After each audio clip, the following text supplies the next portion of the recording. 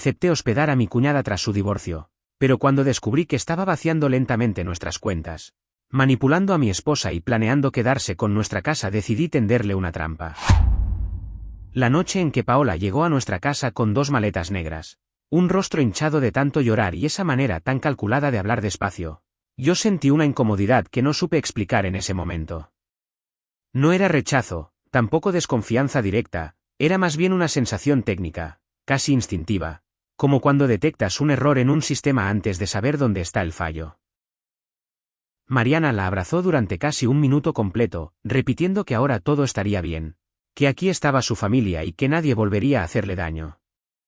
Yo asentí por compromiso, aunque en mi cabeza ya comenzaba a correr una evaluación fría, duración estimada de su estancia, impacto financiero, cambios en la dinámica del hogar y, sobre todo, el historial que Paola arrastraba con cada conflicto donde siempre terminaba siendo la víctima oficial. Durante las primeras semanas, Paola se movía en la casa con una eficiencia que parecía diseñada para generar gratitud. Cocinaba sin que nadie se lo pidiera, ordenaba espacios que nadie consideraba desordenados y hablaba en voz baja por teléfono para no molestar. Mariana estaba encantada, decía que por fin su hermana podía rehacer su vida en un entorno seguro. Yo observaba sin intervenir, registrando pequeños detalles. ¿Cuánto tiempo pasaba usando su laptop en la madrugada? Como preguntaba de manera aparentemente casual sobre nuestras facturas, hipoteca y gastos mensuales, y esa insistencia sutil en comprender quién administraba exactamente nuestras cuentas. No eran preguntas aisladas, formaban un patrón progresivo, una especie de mapeo silencioso de nuestra estructura financiera. El primer indicio concreto apareció un martes por la mañana cuando revisé el estado de nuestra cuenta conjunta. No fue una cantidad grande ni un movimiento escandaloso, de hecho, era tan pequeño que la mayoría de las personas lo habría ignorado sin pensarlo. Era una transferencia etiquetada como ajuste automático, una denominación genérica que los bancos usan para operaciones internas, pero el destino no coincidía con ninguna institución registrada en nuestro historial. Lo analicé con mentalidad técnica, frecuencia, origen, patrón temporal. 2 semanas después apareció otro cargo idéntico. Y luego otro. Todos discretos, todos perfectamente diseñados para pasar desapercibidos dentro del flujo normal de gastos domésticos. Fue en ese momento cuando esa incomodidad inicial dejó de ser intuición y se convirtió en una hipótesis clara. Alguien dentro de la casa estaba probando cuánto podía extraer sin ser detectado. Decidí no decir nada de inmediato porque en situaciones así, reaccionar sin información completa es el equivalente a alertar a un intruso de que ha sido detectado. En lugar de confrontar, activé un proceso de verificación silencioso. Revisé registros históricos, exporté movimientos bancarios de los últimos 6 meses y comencé a construir una línea temporal detallada. Lo que encontré fue quirúrgico, los cargos comenzaron exactamente 9 días después de que Paola se mudara. Antes de eso, no existía ni una sola operación similar. Además, todos ocurrían en horarios muy específicos, casi siempre entre la 1 y las 3 de la madrugada, cuando Mariana y yo estábamos profundamente dormidos. Aquello no era improvisado ni emocional, era un procedimiento metódico ejecutado por alguien que entendía perfectamente cómo operar sin generar alarmas. La pieza más inquietante no fue la cantidad extraída, sino la progresión. Cada transferencia era ligeramente mayor que la anterior, como si alguien estuviera calibrando el umbral de detección. Era exactamente el mismo método que se usa en fraudes corporativos internos. Empezar con cifras insignificantes, medir el tiempo de respuesta del sistema y luego escalar gradualmente. Eso implicaba 2 cosas que me helaron la sangre. Primero, que la persona sabía que nuestras cuentas no se revisaban a diario, y segundo, que tenía acceso a información interna suficiente para prever cómo reaccionaríamos. No se trataba de un ataque externo ni de un error bancario. Era un proceso deliberado, ejecutado por alguien con proximidad física, conocimiento contextual y una paciencia extremadamente peligrosa. Esa misma noche observé a Paola con una atención distinta, ya no como un familiar en crisis, sino como un posible vector de riesgo dentro del sistema doméstico. Estaba sentada en el comedor con su laptop, iluminada solo por la luz fría de la pantalla. Sus dedos se movían con rapidez precisa, sin pausas, sin dudas, como alguien que sigue un procedimiento aprendido. Lo más inquietante fue su expresión, no había ansiedad ni tensión, solo una concentración absoluta, casi clínica. Cuando notó que yo la miraba, cerró la computadora con un movimiento demasiado rápido y sonrió de una forma que no parecía natural. No fue una sonrisa cálida ni incómoda, fue una sonrisa evaluativa, como si estuviera midiendo qué tanto yo había alcanzado a ver. A la mañana siguiente mencioné casualmente durante el desayuno que estaba pensando en cambiar la configuración de seguridad bancaria, alegando que últimamente había escuchado sobre fraudes digitales. La reacción fue instantánea, aunque intentó disimularla. Paola no habló, pero su cuerpo se tensó apenas un segundo antes de volver a relajarse. Mariana, en cambio, se mostró despreocupada y dijo que yo siempre exageraba con esos temas. Esa diferencia de reacciones confirmó mi hipótesis inicial. Quien no tenía nada que ocultar no mostraba variación emocional, quien sí, experimentaba microtensiones involuntarias. Era un indicador clásico de estrés cognitivo, algo que había aprendido años atrás trabajando en auditorías financieras. Esa misma tarde llamé a Héctor, mi amigo y asesor financiero, sin darle demasiados detalles por teléfono. Solo le pedí que analizara los movimientos conmigo en persona. Cuando nos reunimos, tardó menos de 10 minutos en llegar a la misma conclusión que yo. No era un hackeo, no era un error del banco, y tampoco era una suscripción oculta. Era una serie de transferencias manuales, realizadas con credenciales válidas y desde dispositivos autorizados dentro de nuestra red doméstica. Héctor fue directo: alguien con acceso físico a tu entorno está extrayendo dinero lentamente, y lo está haciendo con la precisión de quien ya ha hecho esto antes. Lo que dijo después fue lo que terminó de cambiar por completo mi enfoque. No me recomendó confrontar ni bloquear inmediatamente las cuentas. Me dijo que, si realmente quería saber hasta dónde llegaba la situación, debía permitir que el patrón continuara bajo monitoreo.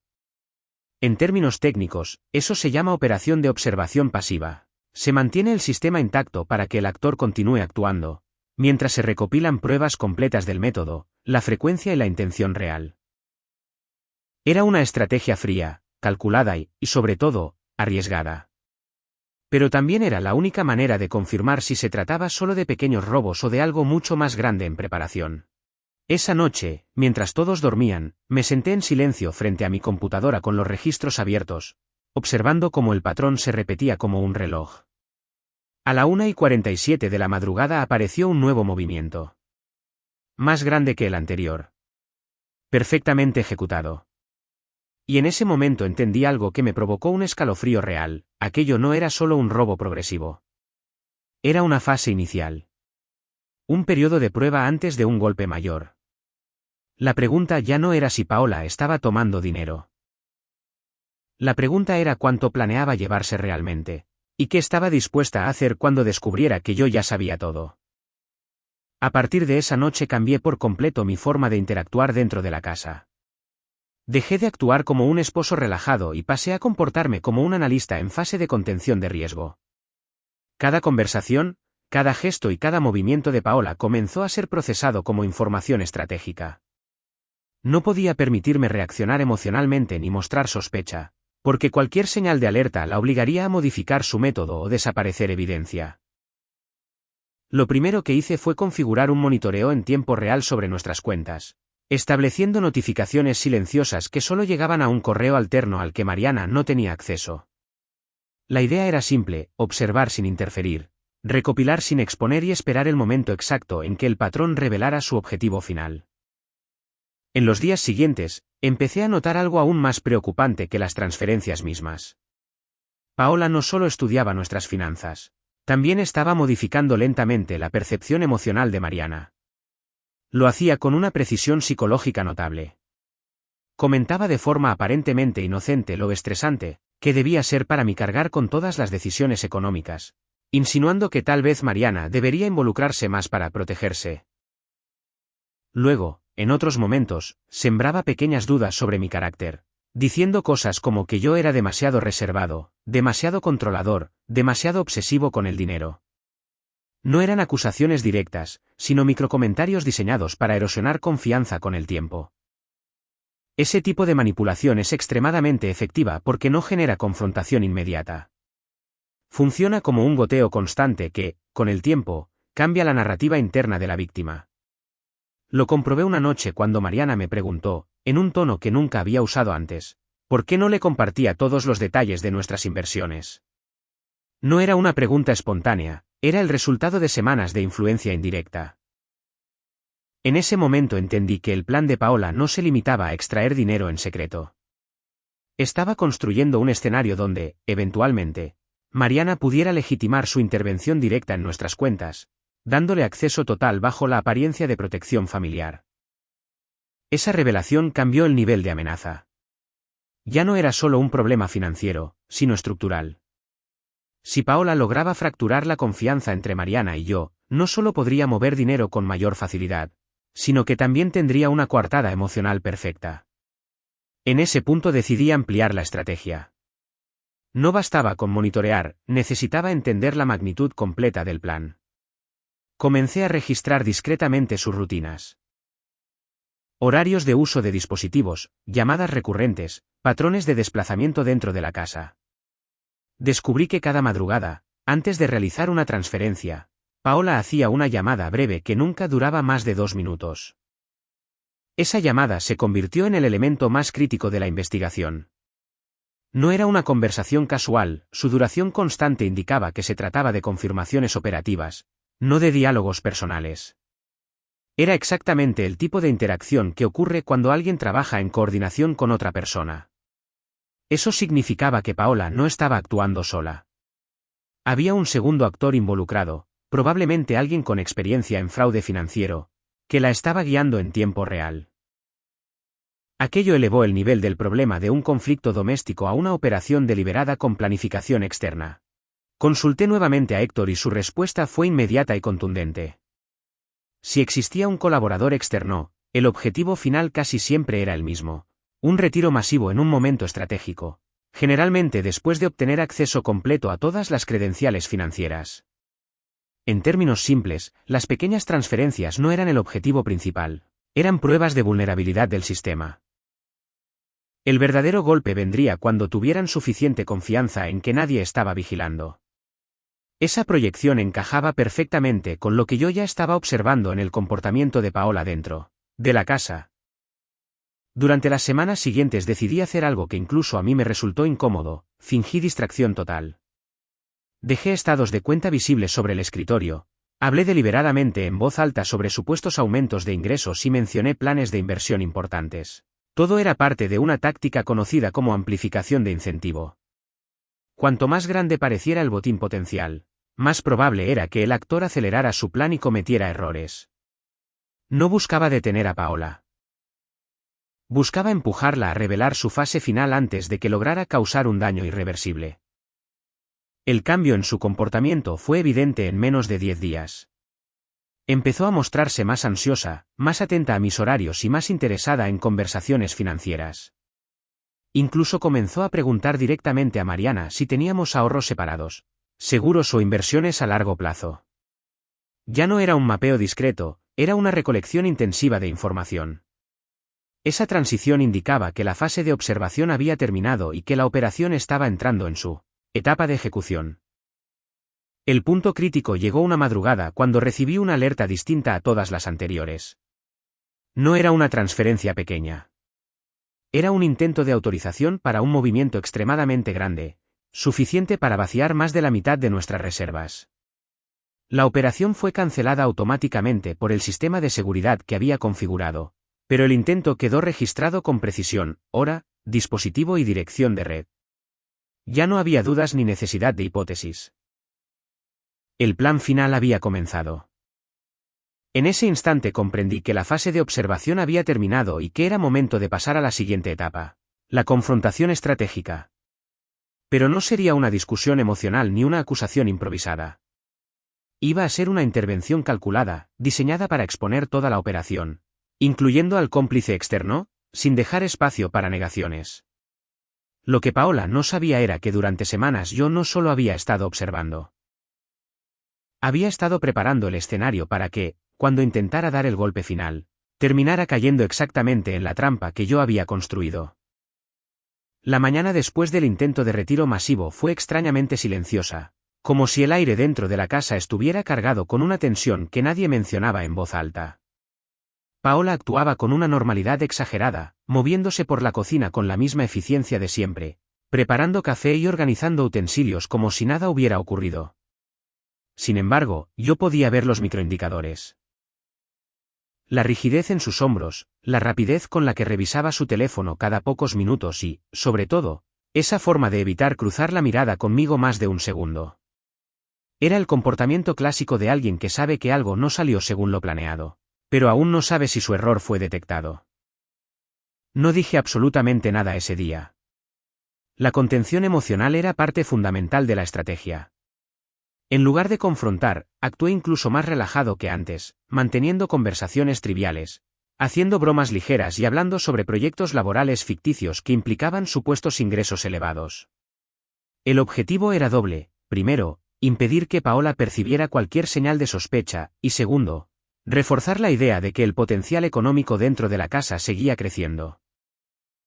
Mientras más segura se sintiera respecto a su invisibilidad, mayor sería la probabilidad de que intentara un segundo movimiento, esta vez con un margen aún más grande y, por lo tanto, más fácil de evidenciar. Esa misma noche, después de que Mariana se durmiera, recibí un mensaje cifrado de Héctor con el análisis técnico del intento de retiro. La información era concluyente. El acceso había sido realizado desde un dispositivo que se conectaba regularmente a nuestra red doméstica, específicamente durante las madrugadas. Además, el intento incluía una ruta de transferencia diseñada para fragmentar el dinero en múltiples cuentas intermediarias antes de desaparecer en un sistema de difícil rastreo. Aquello no era una improvisación emocional, era un procedimiento estructurado, típico de fraudes organizados donde la persona visible solo ejecuta instrucciones de alguien con mayor experiencia. Lo más inquietante del informe no fue la sofisticación técnica, sino la temporalidad. Héctor detectó que el intento se había activado apenas 3 minutos después de una llamada saliente desde el teléfono de Paola. Eso confirmaba definitivamente la existencia del cómplice externo y, además, demostraba que la operación se coordinaba en tiempo real. En términos prácticos, significaba que cuando Paola actuaba, alguien más estaba observando simultáneamente los resultados y ajustando decisiones sobre la marcha. Ya no se trataba de una sospecha, se trataba de una estructura operativa completa, con roles definidos y comunicación constante. A partir de ese momento tomé una decisión fría y definitiva: no solo iba a detener el fraude, iba a exponerlo de una forma que eliminara cualquier posibilidad de manipulación emocional posterior. Sabía perfectamente que, si confrontaba a Paola sin pruebas irrefutables, su reacción inmediata sería victimizarse frente a Mariana, distorsionar la narrativa y convertir el conflicto en una disputa familiar donde la verdad quedaría diluida. La única forma de neutralizar completamente su influencia era permitir que ella misma se incriminara con evidencia imposible de negar. Para lograrlo, activé la fase más delicada del plan. Con ayuda de Héctor, configuramos una cuenta señuelo dentro de nuestra estructura financiera. Era una cuenta diseñada específicamente para parecer extremadamente vulnerable: accesos simplificados, niveles de seguridad aparentes más bajos y un saldo visible que simulaba ser parte de un fondo de inversión personal. En realidad, estaba completamente monitoreada, con registros en tiempo real de cada intento de acceso, cada credencial usada y cada dispositivo involucrado. Era, en términos técnicos, una trampa digital diseñada para atraer exactamente el tipo de comportamiento que Paola ya había demostrado. La parte más compleja no fue la configuración técnica, sino la manipulación contextual necesaria para que Paola descubriera la existencia de esa cuenta de forma natural. Durante varios días dejé documentos abiertos en mi escritorio, mencioné deliberadamente conversaciones ficticias sobre rendimientos financieros y simulé preocupación por no haber movido aún cierto dinero. Todo estaba cuidadosamente calculado para crear en su mente una narrativa lógica. Había un fondo importante disponible, y por alguna razón, yo no estaba prestándole suficiente atención. El efecto fue más rápido de lo que esperaba. En menos de una semana, noté cambios claros en su comportamiento.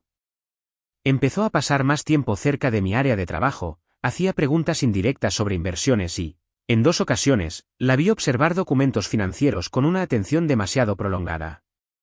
Era evidente que había detectado la cuenta señuelo y estaba evaluando el momento adecuado para actuar. Su actitud ya no era solo cautelosa. Ahora mostraba una mezcla de ansiedad y urgencia, señales inequívocas de que se aproximaba la fase final de su plan. La confirmación llegó una madrugada cuando recibí una alerta simultánea en 3 sistemas distintos. Alguien estaba intentando acceder a la cuenta señuelo utilizando credenciales parcialmente correctas, lo que indicaba que ya habían obtenido información interna, pero aún no tenían control total. El intento fue seguido inmediatamente por una llamada saliente desde el teléfono de Paola, exactamente como en el patrón anterior. Todo coincidía con precisión milimétrica. Horario, secuencia y metodología. La trampa había funcionado. Mientras observaba en tiempo real los intentos fallidos de acceso, sentí algo que no era enojo ni miedo, sino una claridad absoluta. Después de semanas de observación, análisis y preparación, el momento decisivo finalmente había llegado. Paola creía que estaba a punto de ejecutar su mayor golpe, pero en realidad estaba entrando directamente en el escenario que yo había diseñado para exponerla por completo. Lo que ella no sabía era que, cuando intentara dar el siguiente paso, no solo perdería el acceso a cualquier dinero, también quedaría enfrentando una situación de la que ya no podría escapar con palabras ni manipulaciones. Las siguientes 48 horas fueron las más tensas desde que todo había comenzado, porque en esta fase el riesgo ya no era hipotético sino inminente. La trampa estaba activa, el objetivo había mordido el anzuelo y el sistema registraba cada intento con precisión quirúrgica. Sin embargo, el verdadero peligro no era técnico, sino humano. Cuando alguien que ha invertido semanas manipulando y calculando se acerca a su objetivo final, suele volverse impredecible. Esa era la variable que no podía controlar completamente. Por eso, mientras observaba los accesos fallidos en la cuenta señuelo, también analizaba cada interacción cotidiana dentro de la casa, buscando señales de cambio emocional que indicaran que Paola estaba perdiendo estabilidad. Lo que noté fue un incremento progresivo en su irritabilidad, aunque intentaba ocultarlo detrás de gestos amables. Su sonrisa se había vuelto más rígida, sus respuestas más cortas y su paciencia claramente más limitada.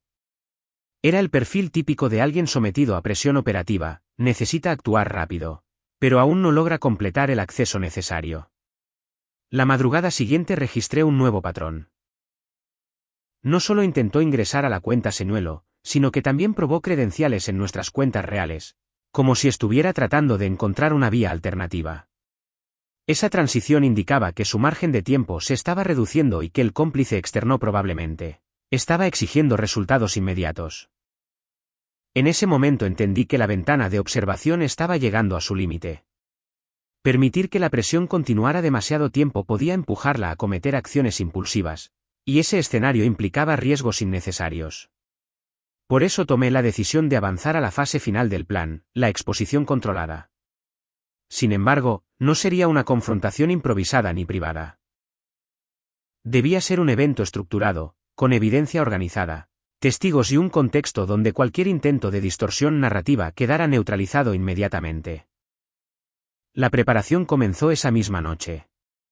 Con ayuda de Héctor compilé todos los registros, historiales de transferencias, logs de acceso, direcciones de red, grabaciones de patrones horarios y correlaciones con las llamadas nocturnas. Cada elemento fue organizado en una línea temporal visual que mostraba con claridad la progresión del fraude, desde su fase inicial hasta el intento masivo. El objetivo no era solo demostrar qué había ocurrido, sino evidenciar la intención sistemática detrás de cada paso, eliminando cualquier posibilidad de que pudiera argumentar que se trataba de errores o malentendidos. El siguiente paso fue estratégico. Necesitaba que la confrontación ocurriera en un momento donde Paola estuviera convencida de que aún tenía ventaja. Por eso dejé deliberadamente un documento visible en mi escritorio indicando que, al día siguiente, planeaba transferir una suma importante hacia la cuenta señuelo para una supuesta inversión urgente. Sabía exactamente cómo funcionaría su mente en ese escenario. Interpretaría ese movimiento como una oportunidad única y aceleraría su intento final antes de que el dinero fuera movido fuera de su alcance.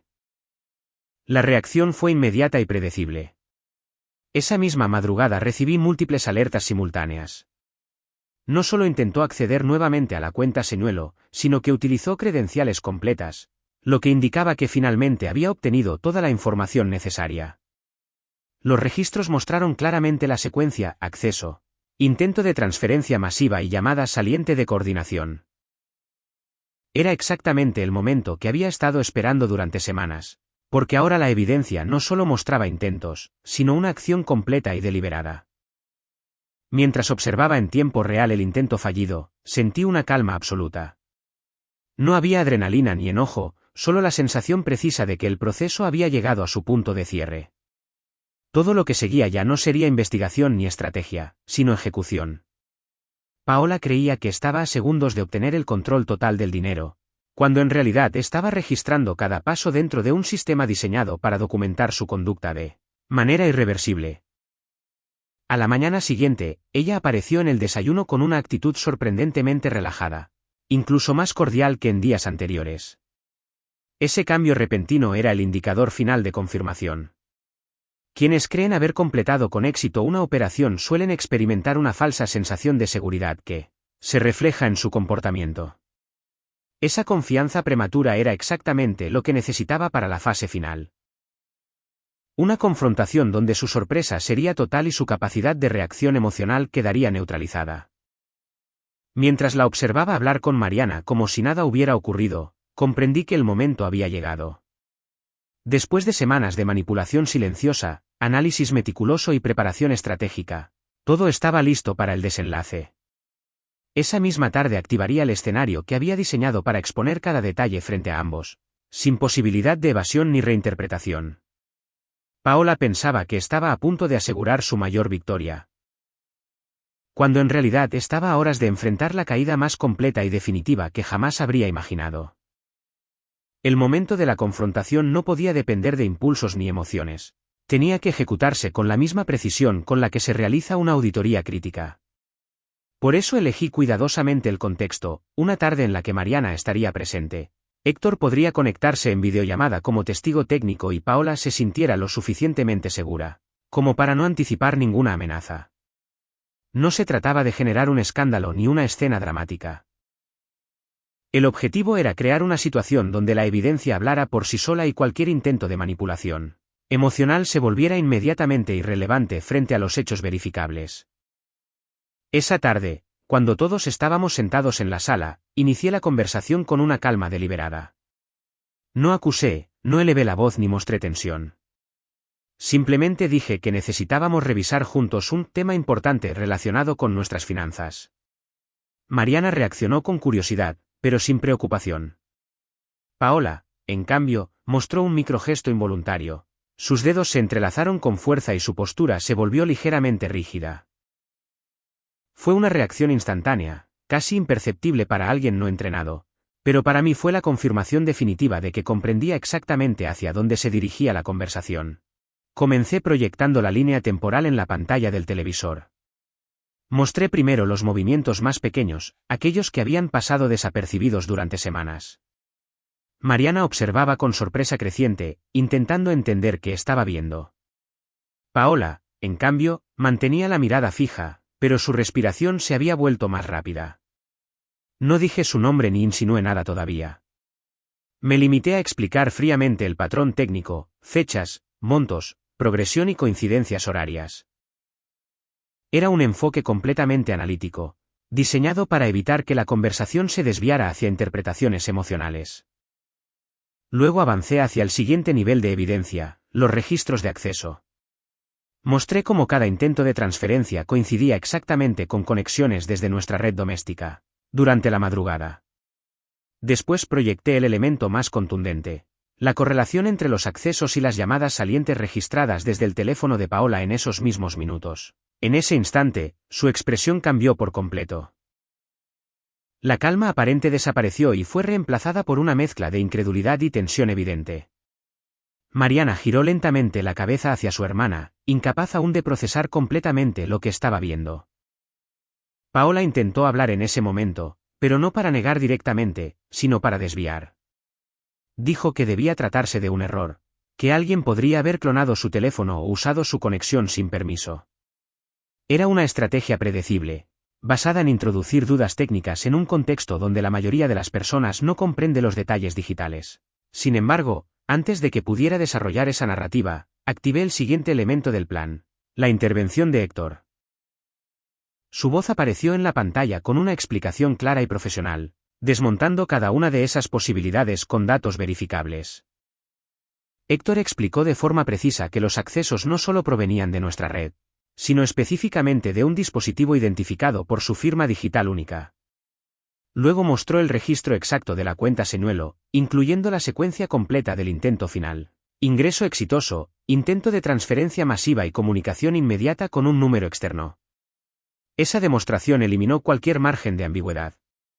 No era una sospecha, ni una interpretación, ni una coincidencia.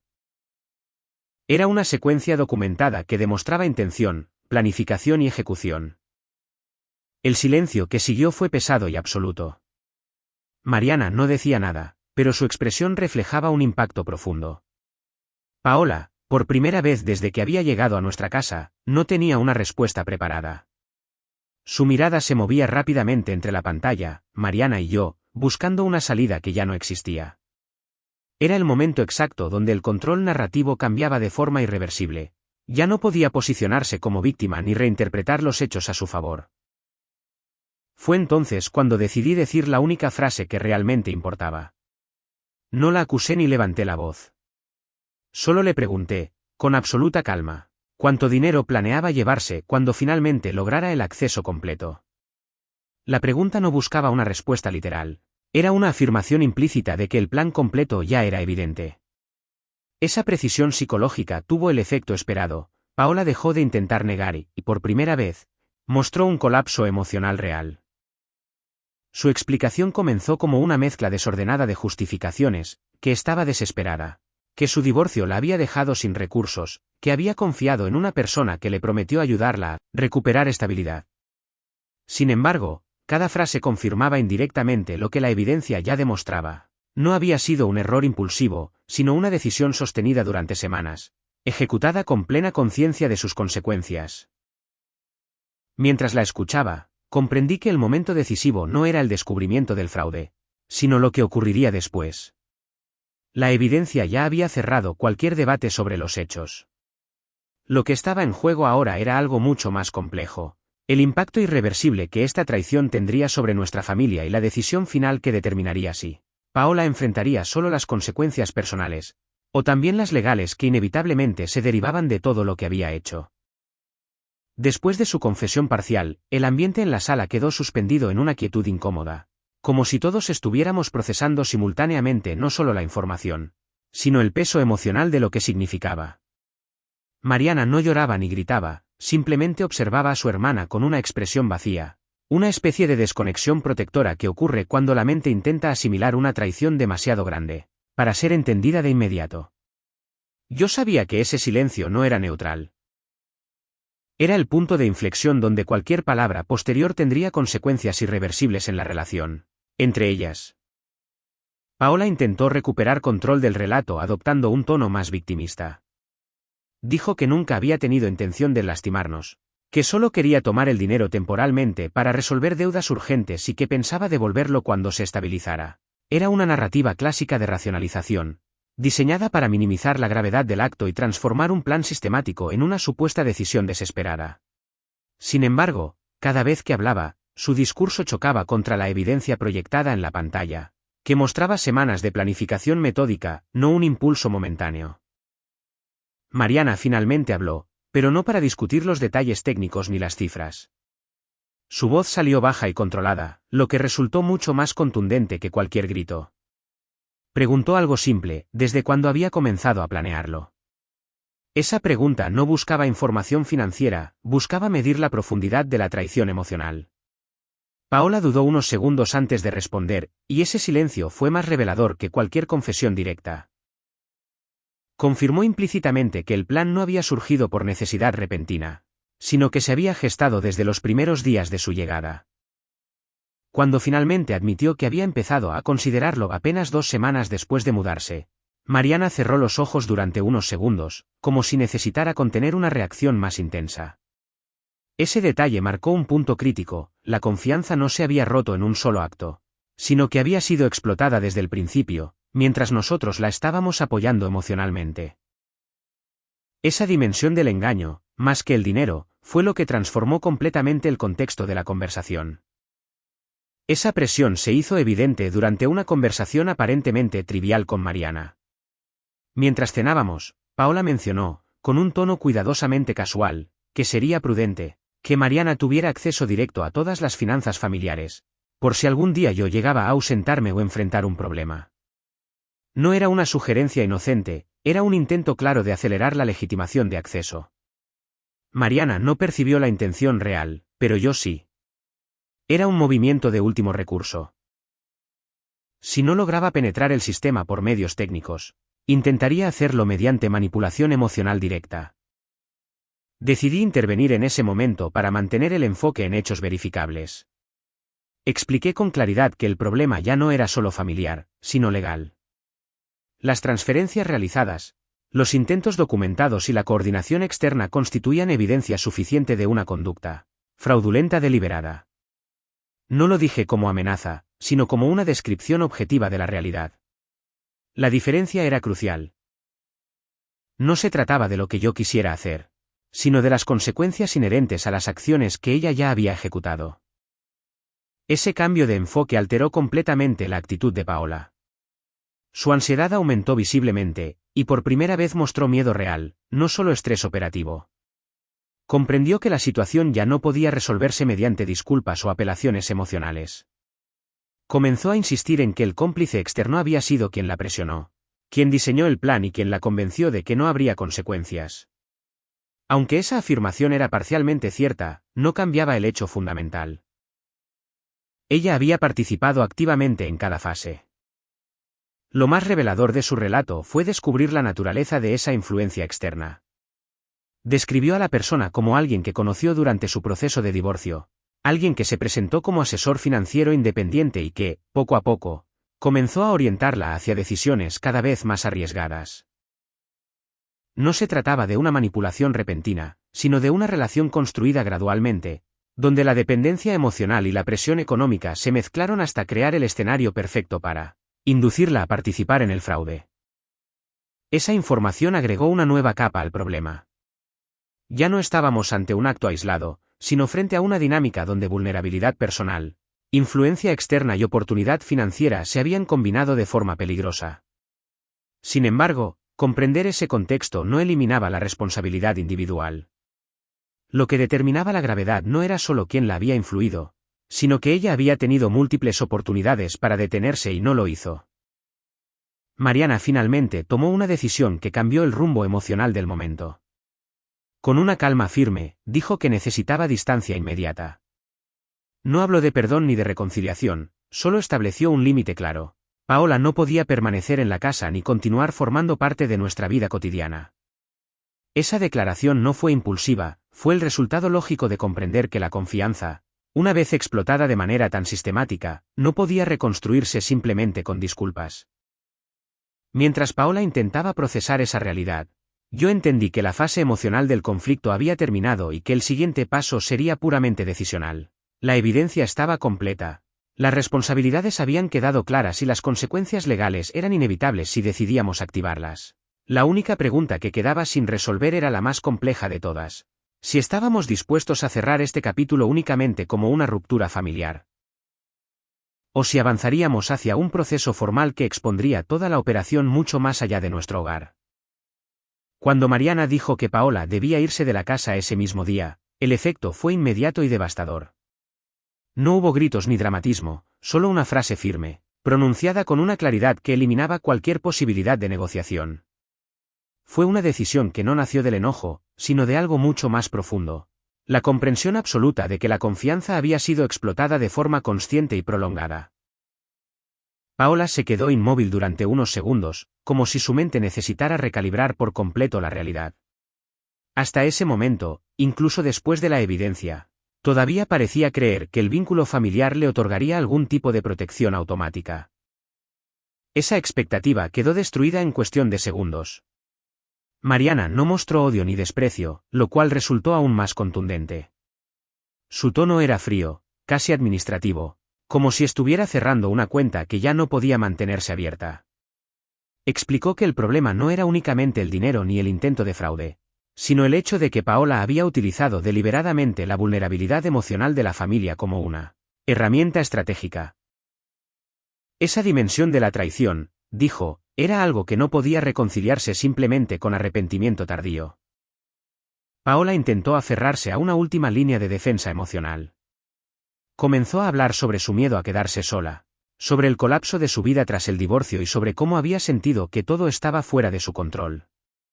Era un discurso cargado de desesperación real, pero también mezclado con un patrón evidente.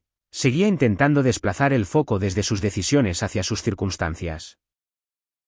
En otras palabras, buscaba transformar la conversación en una narrativa de victimización, esperando que la culpa emocional debilitara la resolución de Mariana. Sin embargo, esa estrategia ya no tenía efecto. Mariana no interrumpió ni discutió, simplemente escuchó hasta que Paola terminó. Luego respondió con una frase que marcó el punto definitivo de quiebre. Dijo que ayudar a alguien no implica aceptar que esa persona destruya deliberadamente la confianza que le permitió ser ayudada.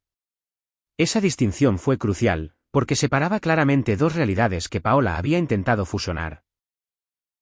La compasión hacia su situación personal y la responsabilidad por sus acciones concretas. Mientras la conversación avanzaba, yo observaba un fenómeno psicológico evidente. Paola estaba atravesando lo que en análisis conductual se describe como colapso de narrativa defensiva. Durante semanas había operado bajo una estructura mental donde se percibía simultáneamente como víctima y como agente justificable.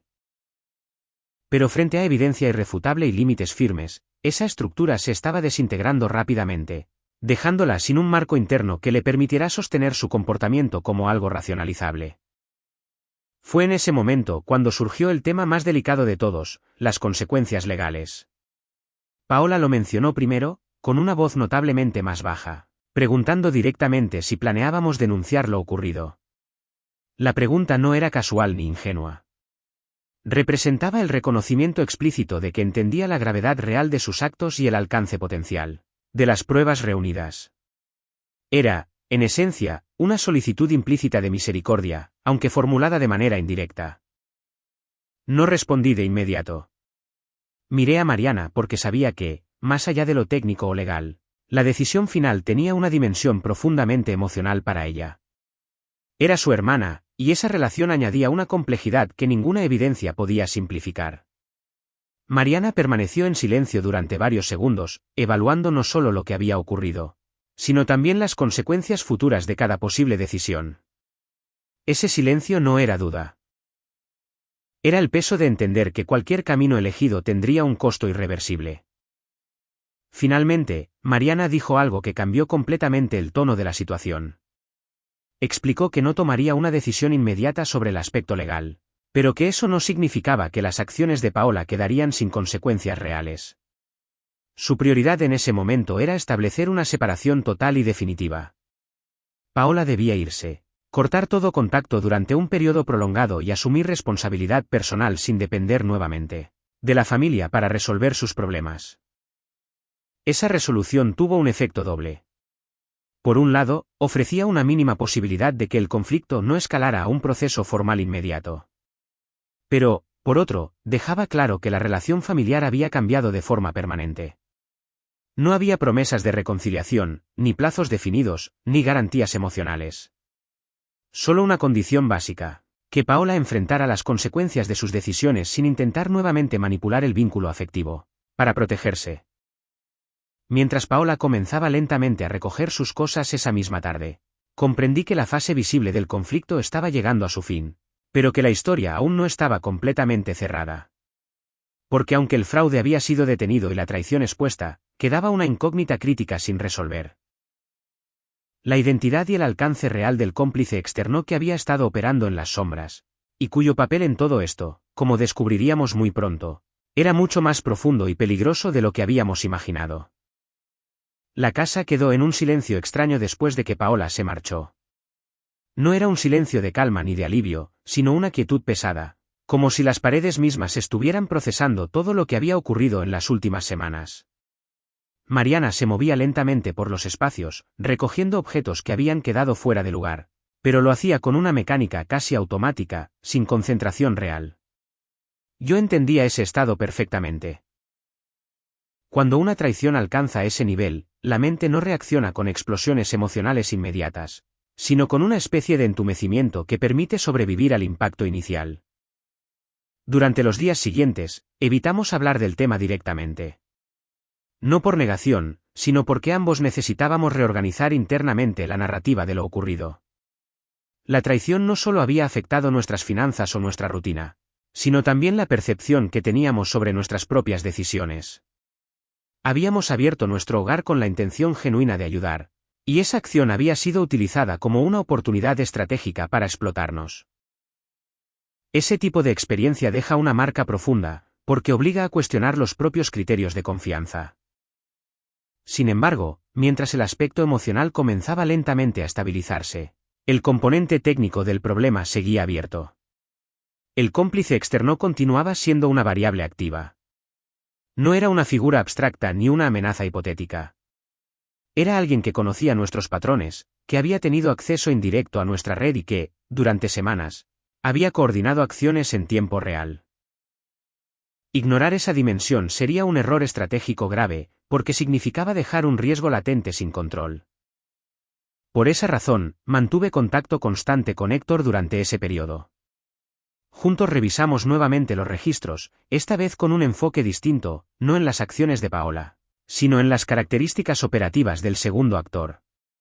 Analizamos horarios de llamadas, patrones de comportamiento, intervalos de respuesta y estructuras de transferencia utilizadas. Lo que emergió fue un perfil bastante definido. No se trataba de un improvisado ni de alguien con conocimientos superficiales. Era una persona con experiencia sistemática en fraudes financieros de baja visibilidad, alguien acostumbrado a operar desde la sombra. El elemento más inquietante apareció cuando Héctor detectó algo que inicialmente había pasado desapercibido. Algunas de las llamadas nocturnas realizadas por Paola coincidían temporalmente con intentos de acceso fallidos a otros sistemas externos, no solo los nuestros. Eso sugería que el cómplice no estaba enfocado exclusivamente en nosotros. Estaba ejecutando múltiples operaciones simultáneamente, probablemente utilizando a diferentes personas en situaciones vulnerables para operar como intermediarios. Esa revelación transformó completamente la escala del problema. Ya no estábamos ante un caso aislado de manipulación personal, sino ante un patrón que indicaba una estructura mucho más amplia. En términos prácticos, eso significaba que Paola no había sido únicamente una traidora, sino también una pieza dentro de un esquema más grande del que probablemente ni siquiera comprendía toda la dimensión. Esa comprensión no cambiaba su responsabilidad, pero sí redefinía el contexto general. Alguien con experiencia estaba identificando personas emocionalmente debilitadas, acercándose a ellas y utilizándolas como vectores de acceso a sistemas financieros familiares. Esa conclusión introdujo una pregunta inevitable: si ese operador había trabajado con Paola durante semanas, ¿qué garantía teníamos de que no intentaría acercarse nuevamente a ella o incluso a nosotros de otras formas? Los perfiles de este tipo rara vez abandonan un objetivo sin evaluar alternativas. Cuando un esquema falla, suelen analizar rápidamente si existe alguna posibilidad residual de explotación, ya sea mediante intimidación, manipulación indirecta o intentos de contacto posteriores. Decidimos entonces tomar una medida preventiva adicional. No se trataba de paranoia, sino de gestión de riesgo. Reforzamos todos los sistemas de seguridad, no solo financieros, sino también digitales y de comunicación. Cambiamos protocolos de autenticación, redes domésticas y hábitos de acceso. Era un proceso meticuloso, pero necesario para cerrar completamente cualquier puerta que hubiera quedado entreabierta durante el periodo anterior. Cada ajuste representaba una capa adicional de protección, no solo contra ese individuo, sino contra cualquier intento futuro similar. Mientras realizábamos ese proceso, Mariana finalmente rompió el silencio emocional que había mantenido durante días. Una noche me dijo algo que sintetizaba perfectamente lo que ambos habíamos aprendido. El mayor daño no había sido el intento de fraude, sino la pérdida de la certeza de que las personas cercanas actuarían dentro de los límites básicos de confianza. Esa reflexión no estaba cargada de resentimiento, sino de una lucidez dolorosa. Comprender que la vulnerabilidad emocional puede ser explotada con precisión estratégica cambia permanentemente la forma en que se perciben las relaciones humanas. Pero lo que ninguno de los dos sabía en ese momento era que el capítulo relacionado con el cómplice externo aún no había terminado. Porque semanas después, Cuando creíamos que todo había quedado atrás y que la amenaza había desaparecido por completo, recibiríamos una señal inesperada que demostraría algo inquietante. La persona que había estado operando detrás de Paola no solo no se había retirado, sino que todavía estaba observando, esperando el momento adecuado para intentar un movimiento completamente distinto. Pasaron casi 5 semanas sin ningún incidente, lo suficiente para que la tensión constante comenzara a disiparse gradualmente. Nuestra rutina volvió a estabilizarse, los sistemas de seguridad funcionaban sin registrar anomalías y, poco a poco, la sensación de amenaza activa fue reemplazada por una vigilancia más tranquila. No era olvido ni ingenuidad, sino una adaptación psicológica normal después de un periodo prolongado de estrés. Sin embargo, en situaciones de este tipo, la ausencia de actividad no siempre significa que el riesgo ha desaparecido, a menudo indica simplemente que alguien está evaluando nuevas variables antes de actuar nuevamente. La señal llegó de forma inesperada y aparentemente insignificante. Una noche recibí una notificación automática que, en condiciones normales, habría ignorado por completo. Era un intento fallido de acceso a una de nuestras antiguas cuentas digitales que ya no contenía información relevante. Lo que la hacía distinta no era el intento en sí, sino el patrón de autenticación utilizado. Coincidía exactamente con el mismo esquema técnico que se había empleado durante los intentos coordinados con Paola. Era un método específico, poco común y altamente identificable. Esa coincidencia eliminaba cualquier posibilidad de casualidad. Alguien estaba probando nuevamente el perímetro, no con la intención inmediata de penetrarlo, sino para verificar si el entorno seguía siendo vulnerable. Era una táctica de reconocimiento pasivo, típica de operadores experimentados que no actúan impulsivamente. No se trataba de un ataque directo, sino de una evaluación estratégica para medir la respuesta del sistema y determinar si aún existía alguna oportunidad residual. Contacté de inmediato a Héctor y su análisis confirmó mi interpretación inicial. Los registros mostraban que el intento no provenía de una ubicación estable, sino de una ruta digital fragmentada, diseñada precisamente para ocultar el origen real. Sin embargo, el comportamiento operativo era demasiado consistente con el patrón anterior como para ser ignorado. No era alguien nuevo ni una coincidencia técnica. Era la misma persona, o al menos el mismo núcleo operativo, probando nuevamente los límites. La pregunta que surgió entonces no era si representaba un peligro inmediato, sino cuál era su intención real. Los operadores experimentados rara vez repiten exactamente el mismo método después de un fracaso evidente. En lugar de eso, suelen modificar su estrategia, buscando rutas indirectas o nuevas formas de aproximación. El hecho de que estuviera realizando pruebas silenciosas indicaba que no había abandonado completamente la posibilidad de obtener algún beneficio, aunque aún no hubiera decidido cómo hacerlo. Esa situación generó una nueva capa de inquietud, no tanto por el riesgo financiero, que ya estaba completamente controlado, sino por el componente psicológico.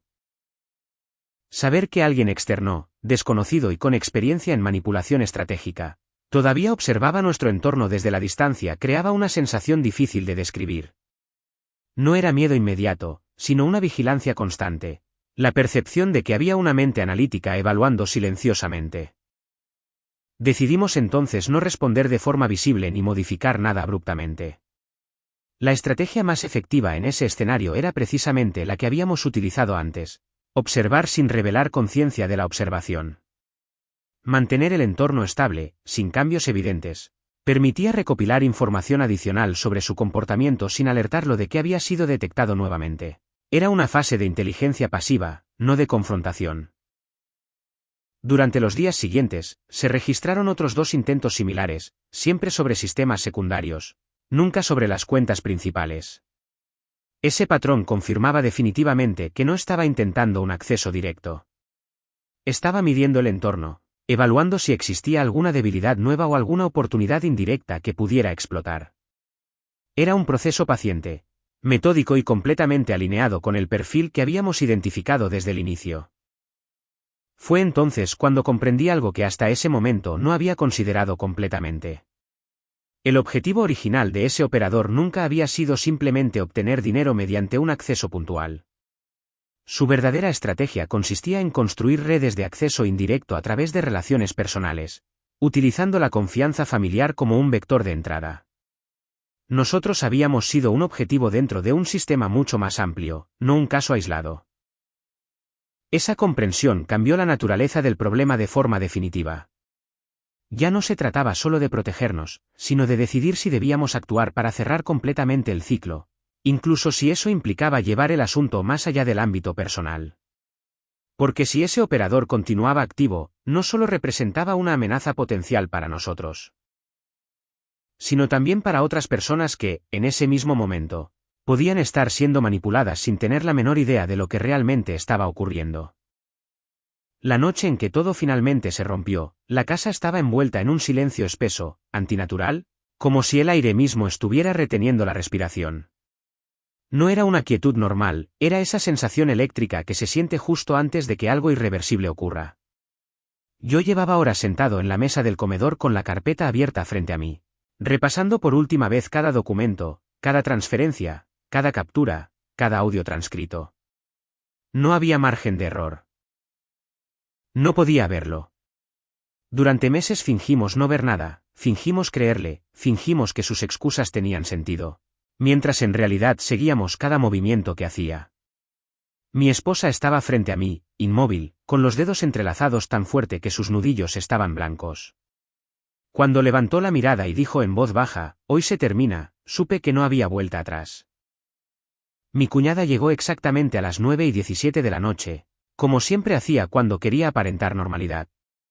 Entró sin tocar, con esa confianza invasiva que siempre había tenido, dejando su bolso sobre el sillón como si el lugar le perteneciera. Traía esa sonrisa calculada, la misma que usaba cuando quería parecer la víctima perfecta. «Tenemos que hablar», dijo con un tono suave, ensayado, sentándose frente a nosotros. Nadie respondió. Ese silencio inmediato la desconcertó. Lo vi en cómo sus ojos empezaron a moverse rápido entre nosotros, buscando una reacción. «¿Qué pasa? ¿Por qué están así?», insistió, y fue entonces cuando empujé la carpeta hacia el centro de la mesa sin decir una sola palabra. Mi cuñada llegó exactamente a las 9:17 de la noche, como siempre hacía cuando quería aparentar normalidad. Entró sin tocar, con esa confianza invasiva que siempre había tenido, dejando su bolso sobre el sillón como si el lugar le perteneciera. Traía esa sonrisa calculada, la misma que usaba cuando quería parecer la víctima perfecta. «Tenemos que hablar», dijo con un tono suave, ensayado, sentándose frente a nosotros. Nadie respondió. Ese silencio inmediato la desconcertó. Lo vi en cómo sus ojos empezaron a moverse rápido entre nosotros, buscando una reacción. «¿Qué pasa? ¿Por qué están así?», insistió, y fue entonces cuando empujé la carpeta hacia el centro de la mesa sin decir una sola palabra. Al principio la abrió con fastidio, como si esperara papeles irrelevantes. Pero su expresión cambió en segundos. Sus cejas se fruncieron. Su respiración se volvió corta. Sus manos empezaron a temblar. Pasó una hoja, luego otra, cada vez más rápido. «¿Qué es esto?», murmuró con la voz quebrándose. Yo respondí sin emoción, «Son los registros bancarios de las cuentas que abriste a nombre de terceros. Son las transferencias que hiciste desde el dinero que te confiamos. Y son las grabaciones donde explicas cómo planeabas quedarte con la casa». La palabra casa pareció golpearla físicamente, levantó la vista con los ojos abiertos de par en par, como si por fin entendiera que no era una sospecha, era una sentencia. «No, eso está mal interpretado», dijo, intentando recomponerse, pero su voz ya no tenía firmeza. Mi esposa habló entonces por primera vez, con una calma que resultaba más intimidante que cualquier grito. «También tenemos el vídeo del banco donde intentaste cambiar la titularidad usando mi firma falsificada». El silencio que siguió fue absoluto.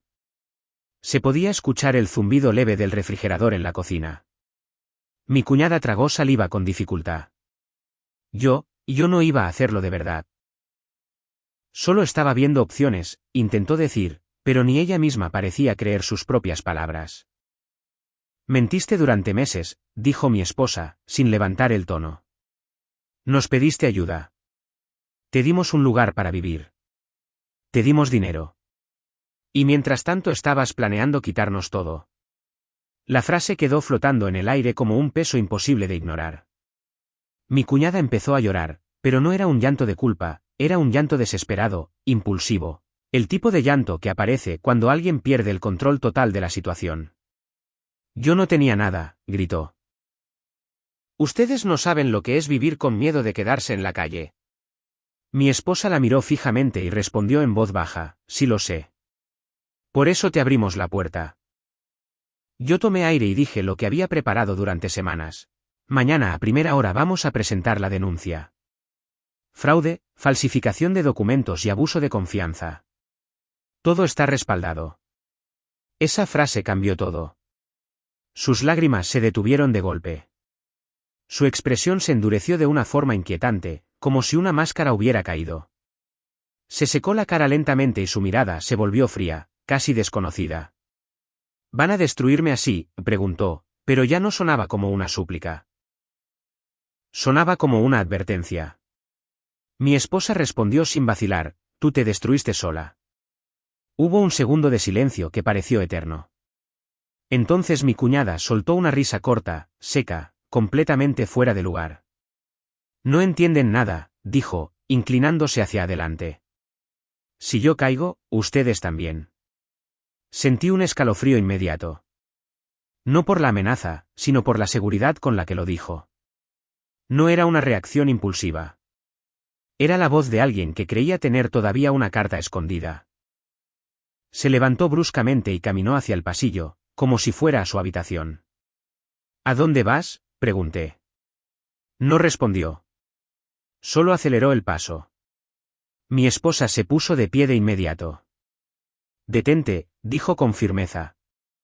Entonces mi cuñada se giró lentamente, y en su rostro ya no quedaba rastro de miedo. Solo había algo oscuro, resentido, peligroso. Creyeron que yo era la única que estaba jugando, dijo en voz baja. Pero hay cosas que ustedes nunca se molestaron en revisar.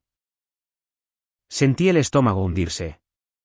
¿De qué estás hablando?, pregunté. Ella sonrió apenas, una sonrisa tensa, torcida.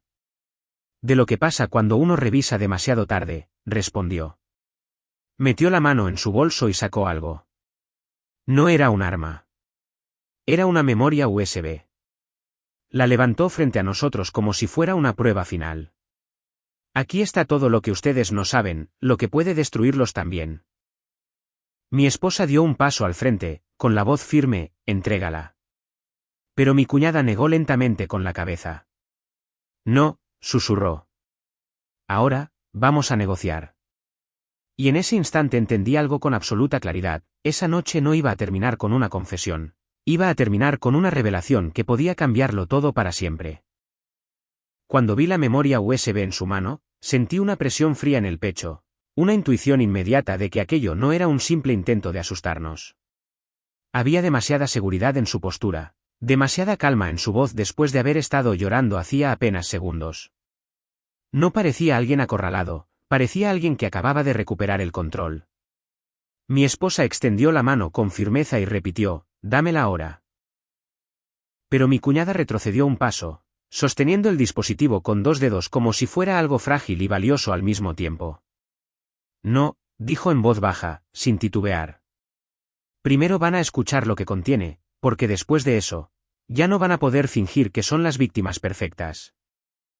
Mi mente empezó a moverse con rapidez, tratando de anticipar posibilidades. Pensé en documentos falsificados, en grabaciones editadas, en intentos desesperados por manipularnos. Pero algo dentro de mí insistía en que no se trataba de una mentira improvisada.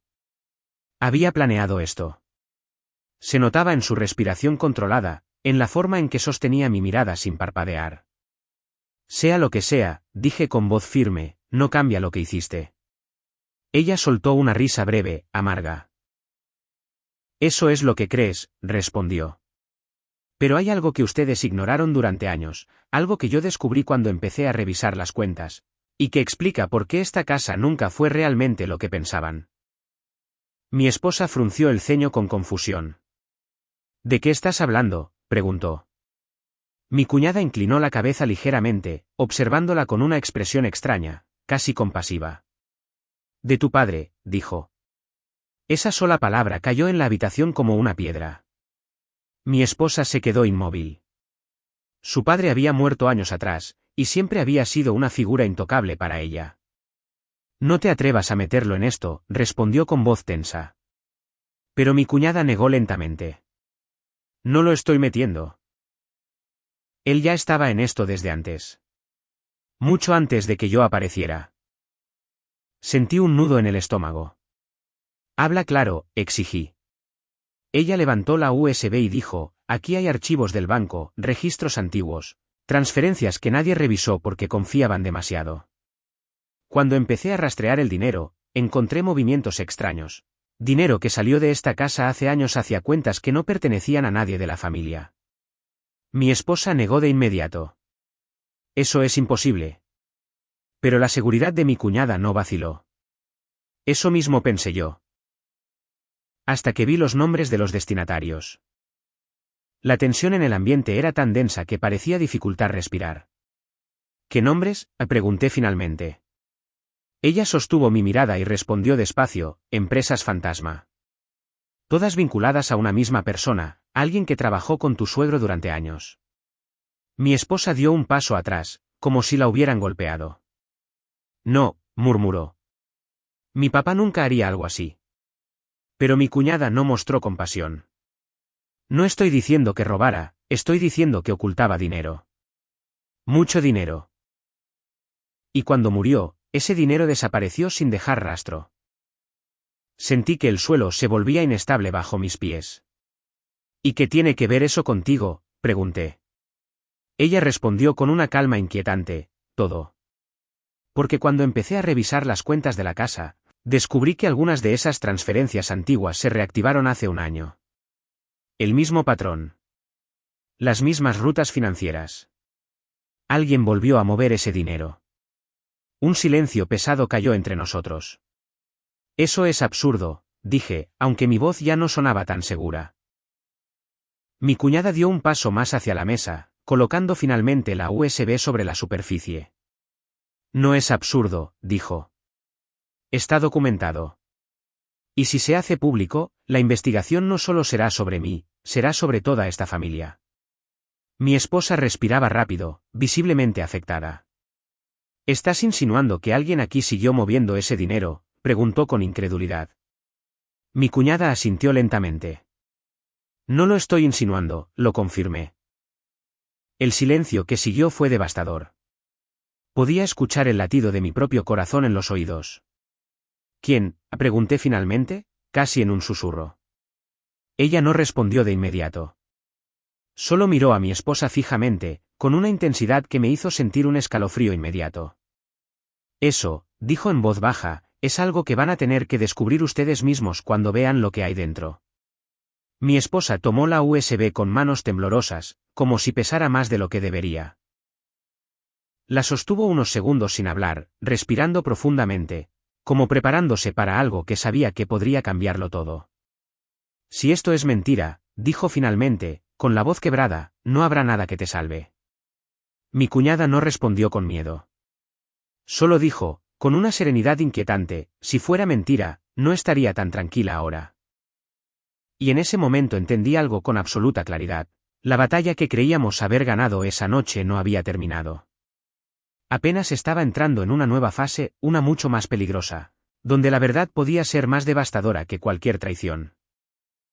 El silencio después de sus palabras no fue un silencio común, fue uno cargado de una tensión tan densa que parecía comprimir el aire dentro de la sala. Mi esposa sostenía la memoria USB entre los dedos como si fuera un objeto peligroso, algo capaz de explotar en cualquier momento. Sus manos temblaban apenas, pero su mirada estaba fija, endurecida por una mezcla de incredulidad y miedo contenido. Yo observaba cada uno de sus movimientos, consciente de que aquel pequeño dispositivo había transformado por completo el equilibrio de poder en la habitación. Mi cuñada, en cambio, se mantenía quieta, respirando de manera controlada, con una calma que resultaba inquietante. No era la actitud de alguien que improvisa una mentira desesperada, era la postura de alguien que sabía exactamente el impacto que estaba a punto de provocar. Conéctala, dijo finalmente mi cuñada, en un tono bajo pero firme. No fue una orden gritada, sino una instrucción fría, calculada. Mi esposa levantó la vista hacia ella con los ojos enrojecidos. Si esto es un montaje, empezó a decir, pero no terminó la frase. La amenaza quedó implícita en su expresión. Yo me levanté lentamente y caminé hacia el escritorio donde estaba la computadora portátil. Cada paso me parecía pesado, como si avanzara hacia algo que no podía detenerse. Mientras encendía la pantalla, sentía la mirada de ambas clavada en mi espalda. Lo veremos juntos, dije sin girarme. Mi voz sonó más controlada de lo que me sentía por dentro. Cuando inserté la USB, la pantalla mostró una carpeta con varios archivos ordenados por fechas. No eran 1 o 2 documentos improvisados, eran decenas. Registros, capturas, vídeos, audios. Todo perfectamente clasificado. Sentí un estremecimiento inmediato. Aquello requería tiempo, paciencia y un nivel de dedicación que no coincidía con la imagen de improvisación que habíamos asumido de ella. Abre el primero, dijo mi cuñada desde detrás de nosotros. Mi esposa dio un paso adelante hasta quedar a mi lado, su hombro rozando el mío, como si necesitara ese contacto para mantenerse firme. El primer archivo era un estado bancario antiguo, fechado años antes, cuando el padre de mi esposa aún vivía. Mostraba transferencias periódicas a una cuenta empresarial desconocida. Al principio pensé que podía tratarse de un movimiento normal, inversiones, pagos, algo rutinario. Pero al abrir el documento siguiente, apareció algo diferente, una red de cuentas conectadas entre sí, todas vinculadas a la misma empresa fantasma. Esto no prueba nada, murmuré, aunque la duda ya se había instalado en mi mente. Mi cuñada respondió de inmediato, sigue revisando. Abrí un archivo de vídeo. Era una grabación de seguridad de un banco. La fecha coincidía con un mes anterior al fallecimiento del padre de mi esposa. En la imagen se veía claramente a su padre hablando con un hombre trajeado en una oficina privada. No había audio, pero la conversación parecía intensa, casi tensa. El hombre señalaba documentos, mientras el padre de mi esposa asentía con gesto grave. Sentí como mi esposa se tensaba a mi lado. Eso no significa nada, susurró, pero su voz estaba quebrándose. El siguiente archivo sí tenía audio. Era una grabación telefónica. La voz del padre de mi esposa sonaba cansada, preocupada. Necesito que mantengas esas cuentas fuera del radar, decía. No quiero que esto afecte a mi familia cuando yo ya no esté. Una voz masculina respondía al otro lado, lo entiendo, pero si algo sale mal, todos quedaremos expuestos. El sonido terminó con un silencio abrupto. Mi esposa retrocedió un paso como si hubiera recibido un golpe invisible. No, murmuró, llevándose la mano a la boca. Sentí un peso frío en el pecho. Aquello ya no podía descartarse como una manipulación superficial. Había demasiada coherencia, demasiados detalles. ¿Qué estás intentando probar?, pregunté con la voz baja, sin apartar los ojos de la pantalla. Mi cuñada respondió con una calma que me resultó perturbadora, que el dinero que yo moví no apareció de la nada. Seguí el rastro de algo que ya existía, algo que estaba oculto desde antes. Mi esposa negó lentamente, respirando de forma irregular. Mi papá jamás nos habría puesto en riesgo, dijo con un tono quebrado. Nunca nos haría algo así. Mi cuñada no respondió con dureza esta vez, su voz fue casi suave. No creo que quisiera hacerles daño. Creo que intentaba proteger algo, o a alguien. Pero cuando murió, dejó ese sistema abierto. Y alguien lo volvió a activar. Sentí un escalofrío recorrerme la espalda. ¿Quién?, pregunté otra vez, aunque una parte de mí temía escuchar la respuesta. Mi cuñada dio un paso más cerca, lo suficiente para que su voz sonara como un susurro directo a nuestra conciencia. Eso es lo que van a descubrir en los últimos archivos, dijo. Porque la persona que continuó esos movimientos, no soy yo. El ambiente en la sala cambió por completo en ese instante. Ya no era una confrontación simple entre culpables y víctimas. Era algo mucho más oscuro, más complejo, algo que parecía extenderse hacia el pasado de la familia como una grieta que nunca habíamos visto. Mi esposa miró la pantalla con los ojos llenos de una mezcla de miedo y determinación. Y supe, en ese momento exacto, que lo que quedaba por descubrir iba a sacudir todo lo que creíamos saber sobre nuestra propia historia. Mi esposa permaneció inmóvil frente a la pantalla durante varios segundos, como si su mente se negara a procesar lo que acababa de escuchar. Sus ojos no estaban enfocados en un punto específico, parecían mirar a través del monitor, hacia un lugar mucho más profundo, mucho más doloroso. Yo podía ver el conflicto interno en su rostro, la lucha entre la imagen intocable que tenía de su padre y las pruebas frías que ahora se desplegaban frente a nosotros. Su respiración se volvió lenta, pesada, como si cada inhalación requiriera un esfuerzo consciente. Finalmente, habló en un susurro casi inaudible: abre el siguiente archivo. Su voz no temblaba por debilidad, sino por una determinación cargada de miedo. Obedecí sin decir nada. El siguiente documento era un registro financiero reciente, mucho más reciente de lo que esperaba. Mostraba transferencias que habían ocurrido apenas 6 meses atrás. Las cantidades no eran pequeñas, sumas que superaban por mucho lo que mi cuñada había podido mover por su cuenta. Cada movimiento seguía el mismo patrón que los archivos antiguos, como si alguien hubiera retomado exactamente el mismo sistema financiero oculto. Sentí como un frío se instalaba en mi pecho al darme cuenta de lo que eso significaba. Esto no era un delito aislado, era una estructura que llevaba años operando en las sombras. Mi cuñada habló en voz baja, con una calma que ya no parecía arrogante, sino extrañamente resignada. Cuando descubrí esto, pensé que era un error. Creí que alguien había hackeado las cuentas, que se trataba de un fraude externo. Pero mientras más investigaba, más claro se volvía que la persona que hacía esos movimientos tenía acceso directo, autorizado, sin necesidad de falsificar nada. Mi esposa giró lentamente la cabeza hacia ella, con los ojos brillantes de incredulidad. ¿Estás diciendo que alguien de la familia? No terminó la frase. No pudo. Abrí otro archivo. Era un vídeo grabado desde una cámara de seguridad interna de un banco. La fecha era reciente. En la imagen aparecía una persona entrando a una oficina privada con un gerente. No se veía el rostro completo al principio, solo la espalda, la postura, la forma de caminar. Pero cuando la persona giró ligeramente, sentí que el aire desaparecía de la habitación. Reconocí esa silueta de inmediato.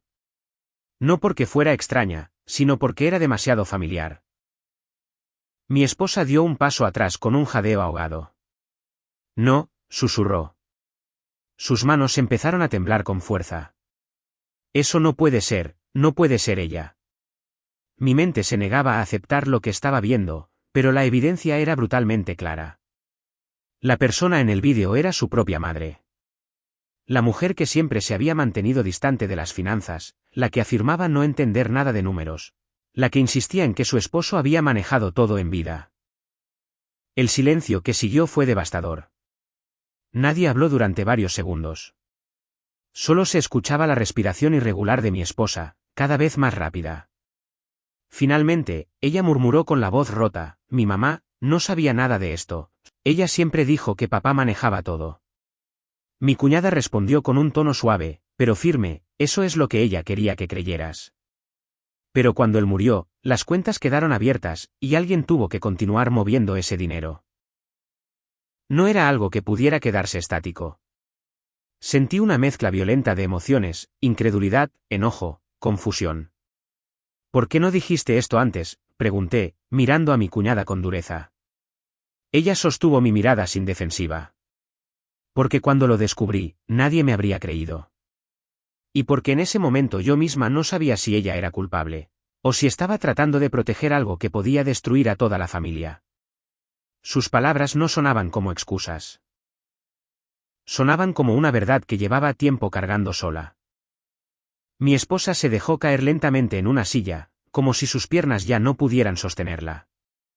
Su rostro estaba pálido, sus ojos llenos de lágrimas que aún no caían. Entonces, todo este tiempo, murmuró. Mi mamá sabía, mi mamá continuó con esto. La pregunta quedó suspendida en el aire, sin respuesta inmediata, porque ninguno de nosotros tenía todavía el cuadro completo. Yo cerré los ojos por un instante, sintiendo el peso de la situación aplastándome. La confrontación que había empezado como una traición financiera simple se había transformado en algo mucho más profundo, mucho más devastador, una grieta en los cimientos mismos de la familia. Y en ese momento entendí que lo que venía después no sería solo un problema legal, Sería una ruptura emocional de la que nadie saldría intacto. Mi cuñada dio un paso atrás, como si dejara espacio para que procesáramos lo inevitable. Su voz, cuando habló de nuevo, fue baja, casi cansada. Yo no quería destruirlos. Pero ya no podía seguir cargando esto sola. Porque la verdad es esta, el dinero que moví, fue para cubrir movimientos que alguien más estaba haciendo desde hace años. Y ahora que lo saben, tienen que decidir qué harán con esa verdad. La habitación quedó sumida en un silencio tan profundo que incluso el leve zumbido de la computadora parecía un ruido ensordecedor. Mi esposa no se movía, permanecía sentada con la mirada fija en el suelo, como si su mente estuviera tratando de reconstruir cada recuerdo de su vida bajo una nueva luz, una que lo volvía todo incierto y doloroso. Yo observaba su rostro y podía ver cómo la incredulidad comenzaba a transformarse en una comprensión lenta, brutal, inevitable. No era solo el descubrimiento de un secreto financiero, era la ruptura de una confianza fundamental, la sensación devastadora de que una parte esencial de su historia familiar había estado construida sobre omisiones y verdades a medias. Cuando finalmente habló, su voz no sonaba quebrada, sino extrañamente vacía. Tenemos que hablar con ella, ahora. Esa decisión cambió de inmediato la atmósfera en la casa. Ya no se trataba de discutir teorías ni de revisar documentos. Se trataba de enfrentar directamente a la persona que podía confirmar o destruir todo lo que acabábamos de descubrir. Sentí un nudo en el estómago al pensar en esa confrontación, porque sabía que no habría forma de que terminara sin dejar cicatrices permanentes. ¿Estás segura?, pregunté con cautela. Mi esposa levantó la mirada hacia mí, y por primera vez desde que comenzó todo, vi algo diferente en sus ojos. Una determinación fría, casi implacable. No voy a vivir con dudas, respondió. Si hay una verdad, la voy a escuchar de su propia boca. Tomó el teléfono con manos aún temblorosas y marcó el número de su madre. Cada tono de llamada parecía prolongarse más de lo normal, como si el tiempo se hubiera ralentizado deliberadamente. Cuando finalmente la voz de su madre respondió al otro lado, sonó tranquila, completamente ajena a la tormenta que estaba a punto de estallar. «Hija, ¿todo bien?», preguntó con naturalidad. Mi esposa tardó un segundo en responder, como si necesitara reunir toda su fuerza antes de pronunciar las palabras que cambiarían todo. «Necesito que vengas a la casa, ahora mismo. Es urgente». La espera hasta su llegada fue insoportablemente tensa. Nadie habló durante varios minutos. Mi cuñada permanecía de pie cerca de la pared, en silencio, como si supiera que su papel en ese momento era solo observar. Yo caminaba de un lado a otro intentando controlar la ansiedad que me comprimía el pecho. Finalmente, escuchamos el sonido del coche estacionándose afuera y el golpe suave de la puerta al cerrarse. Cada paso que se aproximaba por el pasillo se sentía como un latido creciente, inevitable. Cuando la puerta principal se abrió y la madre de mi esposa entró, su expresión era de preocupación genuina, pero también de desconcierto al vernos reunidos en silencio. «¿Qué ocurre?», preguntó, mirando a su hija con inquietud. Mi esposa no respondió de inmediato. En cambio, se levantó lentamente y tomó la USB de la mesa. La sostuvo frente a su madre durante un segundo que pareció eterno antes de decir con una voz firme y directa: «Quiero que me expliques esto». La mujer frunció el ceño, confundida. «¿Explicarte qué?», preguntó. Fue entonces cuando giré la computadora hacia ella y reproduje el vídeo donde aparecía entrando al banco meses atrás. La reacción fue inmediata, su rostro perdió color, y su respiración se detuvo por un instante. El silencio que siguió fue devastador. Nadie habló. La madre de mi esposa miraba la pantalla con una mezcla de miedo y resignación, como alguien que reconoce que ya no puede escapar de algo que ha evitado durante demasiado tiempo. Finalmente, cerró los ojos y exhaló lentamente, como si estuviera soltando un peso que había cargado durante años. «No quería que esto saliera a la luz», dijo en voz baja. Su tono no era defensivo ni agresivo, era el tono de alguien profundamente cansado. Mi esposa dio un paso adelante, con los ojos llenos de lágrimas que ya no intentaba contener. «¿Es verdad?», preguntó. «¿Tú seguiste moviendo ese dinero después de que papá murió?». La pregunta flotó en el aire como una sentencia. La mujer abrió los ojos y la miró directamente, con una tristeza profunda. «Sí», respondió finalmente. Esa sola palabra cayó en la habitación como un golpe irreversible. Sentí que el mundo se detenía por un instante. Mi esposa retrocedió lentamente, como si esa respuesta hubiera tenido un peso físico. ¿Por qué?, preguntó con la voz rota. ¿Por qué nunca nos dijiste nada? Su madre bajó la mirada, y cuando habló, su voz estaba cargada de una culpa evidente. Porque tu padre no estaba ocultando ese dinero para enriquecerse, estaba protegiendo algo mucho más peligroso. Había amenazas, presiones. Personas que querían ese dinero y que podían hacernos daño si descubrían todo. El aire en la habitación se volvió aún más pesado. ¿Qué tipo de personas?, pregunté con cautela. La mujer levantó la vista, y por primera vez vi un miedo real en su expresión, un miedo antiguo, arraigado. Gente que no olvida, gente que no perdona deudas, gente que no permite que uno simplemente se retire, respondió en voz baja. Su respuesta no solo explicó el secreto, sino que abrió una nueva dimensión de peligro que ninguno de nosotros había imaginado. En ese momento entendí que la verdad que habíamos perseguido no traería alivio ni justicia inmediata. Traería algo mucho más complejo, la certeza de que la traición, el dinero y las mentiras estaban conectados a una historia mucho más grande y peligrosa de lo que jamás habíamos sospechado. Y la confrontación que creíamos que sería el final, en realidad acababa de revelar el verdadero núcleo del conflicto que aún estaba lejos de resolverse. Cuando mi suegra terminó de hablar, el silencio que quedó en la sala no fue simplemente incómodo, fue devastador, como si cada palabra que había pronunciado hubiera dejado grietas invisibles en el aire mismo. Nadie se movía. Nadie respiraba con normalidad. Yo podía escuchar el latido de mi propio corazón golpeando dentro de mis oídos, lento y pesado, mientras trataba de asimilar la magnitud de lo que acabábamos de descubrir. No se trataba solo de dinero oculto ni de decisiones equivocadas del pasado.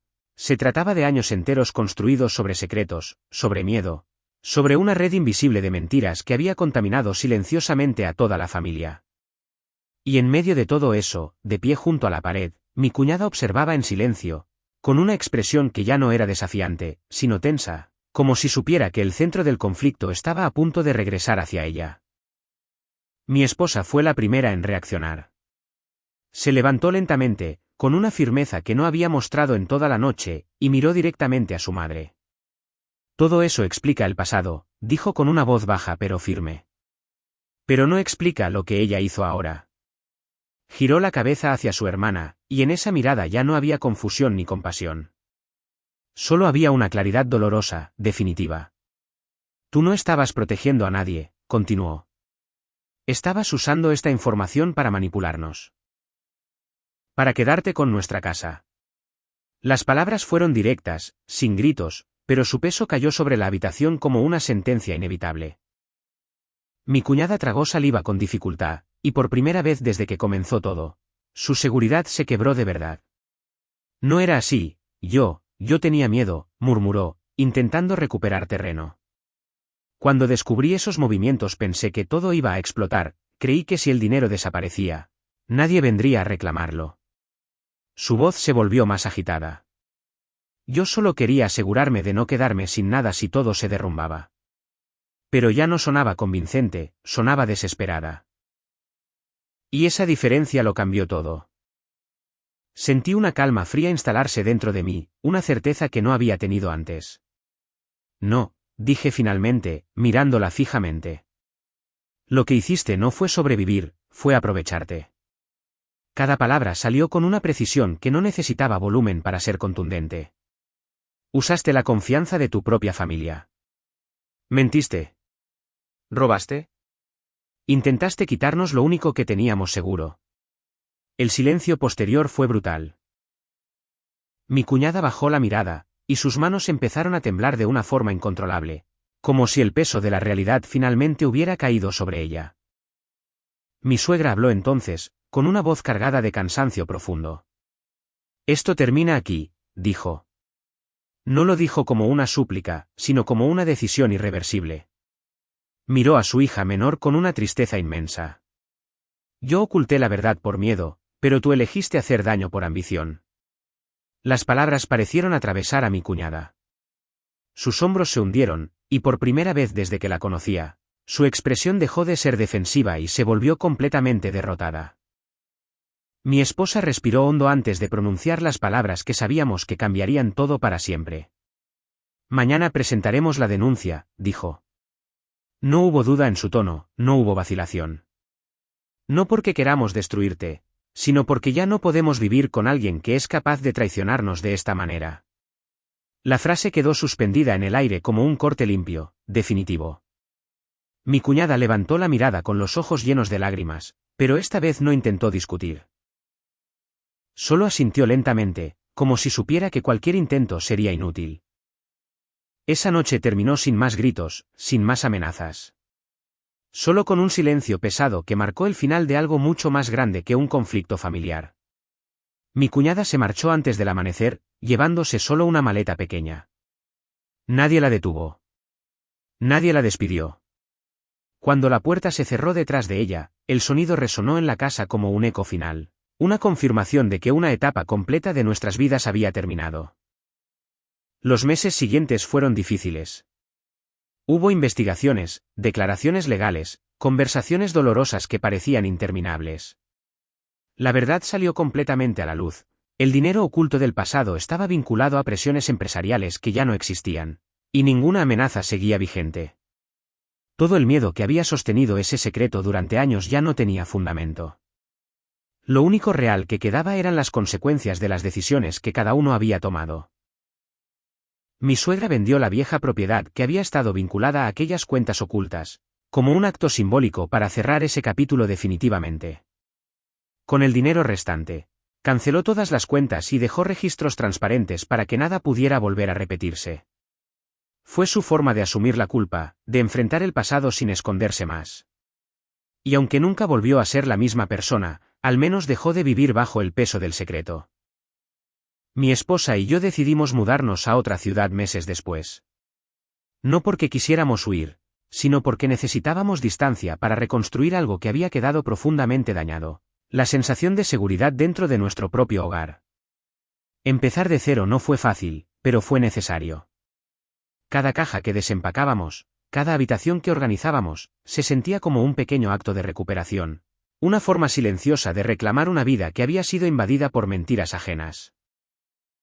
Nunca volvimos a saber de mi cuñada directamente. Solo supimos, por terceros, que enfrentó las consecuencias legales de sus actos y que terminó viviendo lejos, en otro estado, tratando de empezar desde cero. No hubo reconciliación. No hubo despedidas emotivas. Solo una distancia permanente que, aunque dolorosa, se convirtió en una frontera necesaria para protegernos. Con el tiempo comprendí algo que no había entendido al principio. La mayor amenaza para una familia rara vez viene desde afuera. No son los problemas financieros, ni las crisis externas, ni los errores del pasado lo que realmente destruye un hogar.